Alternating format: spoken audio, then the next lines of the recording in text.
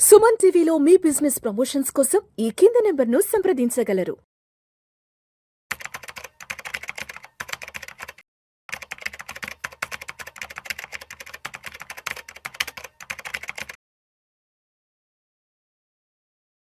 నమస్తే, welcome to Vishnu talks. నేను విష్ణు. ప్రస్తుతంతో పాటు senior stock market analyst Ramachandramurthy గారు ఉన్నారు. సార్తో మాట్లాడదాం. రామచంద్రమూర్తి గారు నమస్తే సార్. నమస్తే విష్ణు గారు. రామచంద్రమూర్తి గారు, welcome to new years first weekend market outlook.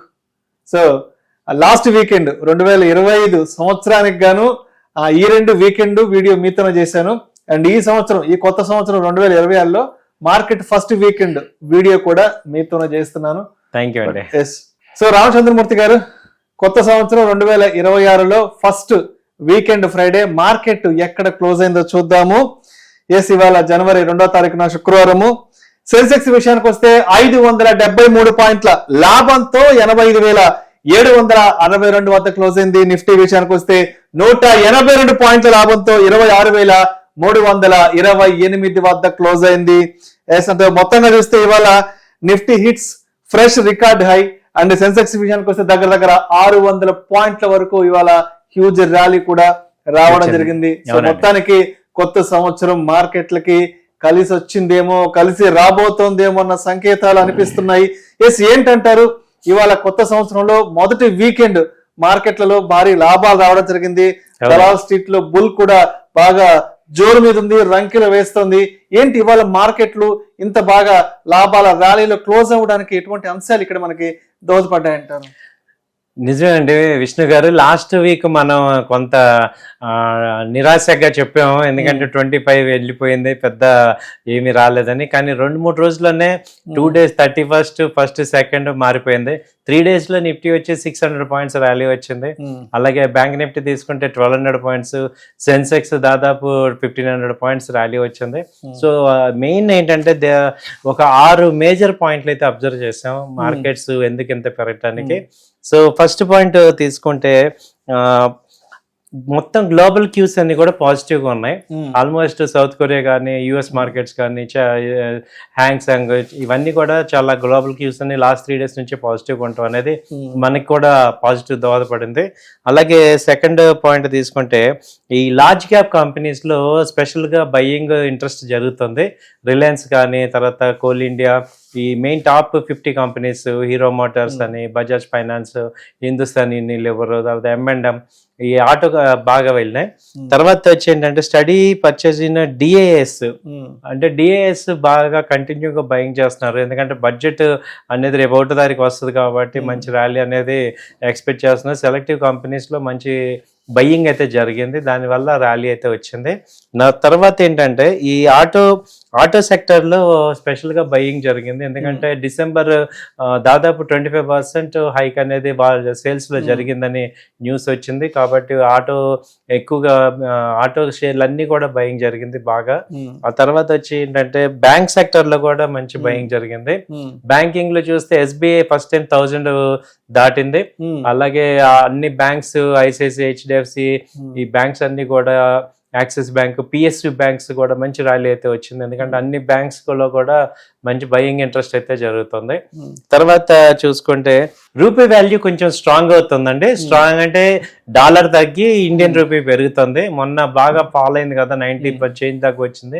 ఇప్పుడు కొంచెం రూపీ స్ట్రాంగ్ అవుతుంది.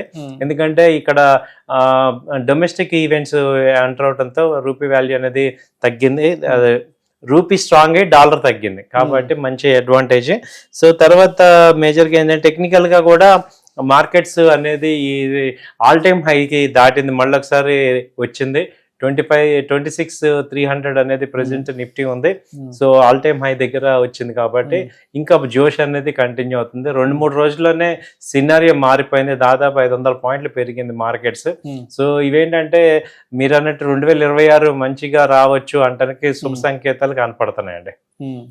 ఓకే, అంటే ఇవాళ చెప్పాలంటే బెంచ్ మార్క్ ఇండెక్స్, మనం సెన్సెక్స్ నిఫ్టీని బెంచ్ మార్క్ ఇండెక్స్ గా తీసుకుంటాం కాబట్టి నిజంగా అంటే అసలు ఇవాళ అంటే మేబీ ఎవరు ఊహించుండరు. ఏముందిలే, గత సంవత్సరం లాగానే ఈ సంవత్సరం కూడా మార్కెట్లు నిరాశాజనకంగా ముందుకెళ్తే ఏమనుకున్నారు. బట్ కొత్త సంవత్సరం 2026 మొదటి 2 రోజులు అయితే మాత్రం మార్కెట్ లో చాలా పాజిటివ్ గా రావడం జరిగింది. సో ఇవాళ చూసుకుంటే మేజర్ గా ట్రెండ్ సెట్టర్స్ ఏంటంటే కోల్ ఇండియా 7% పెరిగిందండి, అలాగే ఎన్టీపీసీ 4%, హిండాల్కో అయితే 3.4%, ట్రెంట్ 2.1%. ట్రెంట్ చాలా రోజుల నుంచి డౌన్ ట్రెండ్ అలా కంటిన్యూ అయ్యి ఇప్పుడు ర్యాలీ వచ్చింది ట్రెంట్. అలాగే ఎస్బీఐ 2.4% పెరిగి 1012 దాకా వచ్చింది. జియో ఫైనాన్స్ కూడా ఎప్పటి నుంచో అండర్ పర్ఫార్మర్, అది వాళ్ళ 2% పెరిగి 300 అబోవ్ క్లోజ్ అయింది. హీరో మోటార్ కూడా లాస్ట్ 3 days నుంచి కూడా 5600 దాకా వచ్చింది, ఇప్పుడు 2% పెరిగి ఆల్మోస్ట్ 6000 దగ్గర వచ్చింది. సో అలాగే బజాజ్ ఫైనాన్స్ కూడా 1100 నుంచి ఫాల్ అయ్యి మొన్న 970 అలా వచ్చింది, ఇప్పుడు 2% అది కూడా పెరిగింది. సో ఓఎన్జీసీ కానీ, బెల్ కానీ, ఎస్బీఐ లైఫ్, ఇవన్నీ M&M కూడా బాగా 3600 నుంచి బాగా పెరిగింది, ఇప్పుడు 3800. So auto stock, banking, HDFC bank కూడా దాదాపు 960 నుంచి వాళ్ళ ఒకరోజే 1004 దాకా వచ్చింది.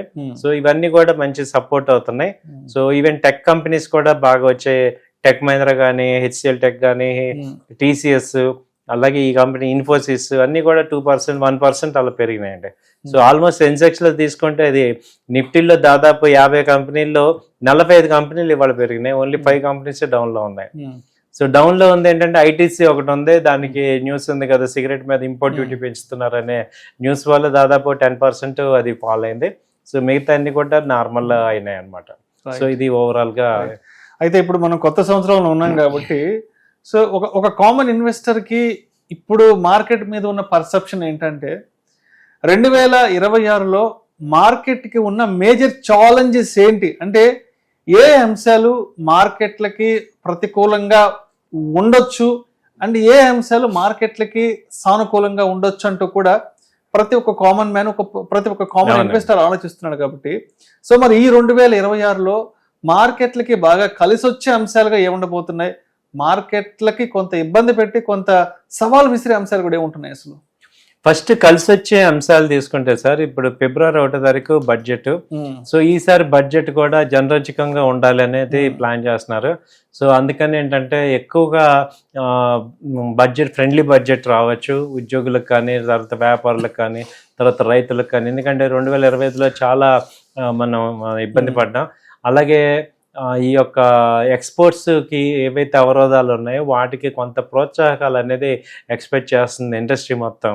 ఎందుకంటే ఇప్పుడు ఈ మెయిన్ డిఫికల్టీస్ అన్ని కూడా ఫేస్ చేయడానికి. అలాగే రూపీ బాగా డౌన్ అయింది కాబట్టి వాటిని కాంపెన్సేట్ చేసే యాక్టివిటీస్ అనేవి ఈసారి వస్తాయి అనేది ఎక్స్పెక్ట్ చేస్తున్నాం. సో అయితే మేజర్గా ఏంటంటే బడ్జెట్ ర్యాలీ అనేది ఎక్స్పెక్ట్ చేస్తున్నాం. సో దాంతో ఏంటంటే అన్ని సెక్టర్కి పాజిటివ్ వచ్చింది. ప్రతిబంధకాలు చూసుకుంటే 2025లో ఉన్నవి వాళ్ళ ఉన్నాయి. ఆ టారిఫ్ అనేది అవ్వలేదు, అవి ఇంకా వదిలిపెట్టలేదు. యుఎస్ టారిఫ్ ఒకటి అయిపోతే మాత్రం ఎఫ్ఐఎస్ లైన్ లోకి వస్తారు ఫస్ట్ అది. సో ఆ టారిఫ్ అవ్వంతే వాళ్ళు రారు, అప్పుడు కానీ మార్కెట్స్ పెరగట్లేదు. మిడ్ క్యాప్, స్మాల్ క్యాప్ అన్ని కూడా ఎఫ్ఐఎస్ వస్తే కానీ బాగా పెరగవు. ఆ తర్వాత రష్యా వారు ఒకటి, ఉక్రెయిన్ రష్యా వార్ అయితే కానీ మన టారిఫ్ అయితే అయ్యేటట్లేదు. ఈ రెండింటికి డైరెక్ట్గా లింక్ పెట్టేశాడు ట్రంప్ గారు. కాబట్టి ఏంటంటే ఈ రెండింటి మీదే ఉంది మార్కెట్ అంతా. కాబట్టి సో అది రెండే ప్రతికూలగాలు. అయితే ఎక్స్పోర్ట్స్ బాగా తగ్గిపోతున్నాయి. ఎక్స్పోర్ట్స్ $85 బిలియన్ యుఎస్కి ఉండే ఎక్స్పోర్ట్స్ తగ్గింది కాబట్టి దానికి రిప్లేస్మెంట్స్ చూస్తున్నాం. అయితే ఏంటంటే ఒక గ్రోయింగ్ కంట్రీకి ఈ రిప్లేస్మెంట్ కాకుండా అందరితోనూ మనకి సత్సంబంధాలు ఉంటేనే బాగుంటుంది.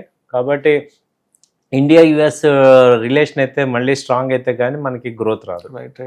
సో అయితే అంటే ఇవాల్టి మార్కెట్ ర్యాలీలో మనకి లార్జ్ క్యాప్ స్టాక్స్ లో అంటే బాగా ర్యాలీ వచ్చింది కదా, ఏంటి ఒక్కసారిగా కొత్త సంవత్సరంలో లార్జ్ క్యాప్ స్టాక్స్ మీద అందరూ గట్టిగా పడ్డారు అసలు?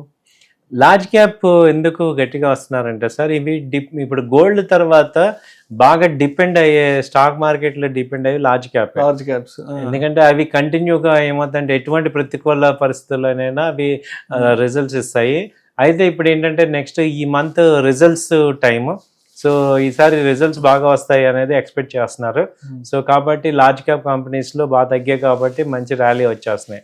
ఎందుకంటే లాస్ట్ 3 months మంచి ఫెస్టివల్ సీజన్ కాబట్టి అన్ని రకాల కంపెనీలకి కూడా మంచి సేల్స్ అయినాయి. కాబట్టి ఈ క్వార్టర్ ఆ రిజల్ట్స్ వస్తాయి కాబట్టి ఈ లార్జ్ క్యాప్ తక్కువ రేట్లో ఉన్నాయి కాబట్టి ముందే వాళ్ళు బై చేసి కొనుక్కుంటారు. ఎటు రేట్లు పెరుగుతాయి, రిజల్ట్స్ బాగుంటాయండి. సో Q3 అనేది మంచిగా వస్తుంది అనేది ఎక్స్పెక్టేషన్. అండ్ అదే విధంగా డిఐఎస్ పార్టిసిపేషన్ కూడా అలానే స్టడీగా కొనసాగుతుంది. వాళ్ళు కూడా ఏం తగ్గేదే లేదంటే కూడా ఏ రోజుకి ఆ రోజు వాళ్ళ వైపు నుంచి ఒక చెయ్యేస్తున్నారు మార్కెట్లకి. సో డిఐఎస్ పార్టిసిపేషన్ ఎలా ఉందంటారు అసలు? బాగా పెరుగుతుంది సార్ కంటిన్యూగా. డిఐఎస్ పార్టిసిపేషన్ ఈ ఎఫ్ఐఎస్ ని వీళ్ళు కాంపెన్సేట్ చేస్తున్నారు. డిఐఎస్ బాగా రెగ్యులర్ గా పార్టిసిపేట్ చేస్తున్నారు. ఎందుకంటే వాళ్ళ పార్టిసిపేషన్ వల్లే మార్కెట్లు ఫాలో అవ్వకుండా నిలబడుతున్నాయి లాస్ట్ 6 months నుంచి కూడా. సో అయితే వాళ్ళు ఏంటంటే ఎవ్రీ హైక్ లో కొంత బుక్ చేసుకొని మళ్ళీ డౌన్ లో బై చేయడం అనేది జరుగుతుంది, అబ్జర్వ్ అవుతుంది. అలాగే మ్యూచువల్ ఫండ్స్ కూడా బాగా కాంట్రిబ్యూట్ చేస్తున్నాయి. ఎందుకంటే ఎవ్రీ మంత్ మనకి 2 lakh crores మనీ వస్తుంది, ఆ వాటితో ఇన్వెస్ట్మెంట్ జరుగుతుంది. కాబట్టి మార్కెట్ ఫాలో అవ్వకుండా ఈ ఎఫ్ఐఎస్ డిఏఎస్ పెద్ద ఎత్తున కాపాడుతున్నారు.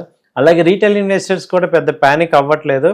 సో వాళ్ళు కూడా ఇన్వెస్ట్మెంట్లోకి వెళ్తే బాగానే చేస్తున్నారు. సో ఎఫ్ఐఎస్ కూడా యాడ్ అయితే కలర్ఫుల్ గా అవుతుంది మార్కెట్, ఇండియన్ మార్కెట్ ఇంకా బాగా మూవ్మెంట్ వస్తుంది. సో అయితే మొత్తానికి సోమవారం నాటికి అంటే జనవరి 5 సోమవారం అనుకుంటాను, అండ్ 3వ తేదీ 4వ తేదీ సాటర్డే సండే మార్కెట్ హాలిడే కాబట్టి సో జనవరి 5కి మార్కెట్ ఎలా ఉండొచ్చు, జనవరి 1వ తేదీ 2వ తేదీ వచ్చిన ర్యాలీ మరి 5వ తేదీ కంటిన్యూ అవచ్చా, లేదంటే అంచనాలు తారుమారి మళ్ళీ ఆ రోజు ఏదన్నా ఇంకేదన్నా కొంత నెగటివిటీ అనేది ఏదైనా వాలటాలిటీ చూడొచ్చు అంటూ కూడా ఒక కామన్ ఇన్వెస్టర్స్ కి ఉంటుంది. కాబట్టి ఈ 2 రోజుల మార్కెట్ ని దృష్టిలో ఉంచుకొని మండేకి ఏ విధంగా రెడీగా ఉండాలంటారు? మండేకి అయితే ర్యాలీ అయితే కంటిన్యూ అవుతుందండి, కానీ ఇంత ఫోర్స్గా అవ్వకపోవచ్చు. బట్ కొంత పాజిటివిటీ అయితే కనపడుతూ ఉంటుంది. ఎందుకంటే ర్యాలీ ఒకసారి వచ్చిందంటే ఒక 4-5 రోజులు ఉంటుంది, అది ఒక్క రోజులో పోయి వచ్చేది కాదు, ఒక 4-5 రోజులు ఉంటుంది. మండే ట్యూస్డే కూడా పాజిటివ్గానే ఉంటాయి. ఇండెక్స్ అలా ఉన్న స్టాక్స్, సెలెక్టివ్ స్టాక్స్లో మంచి ర్యాలీ వస్తుంది. ఇండెక్స్ ఇంత ఎక్స్పెక్ట్ చేయలేం. సో ర్యాలీ అయితే స్టాక్స్లో వస్తుంది.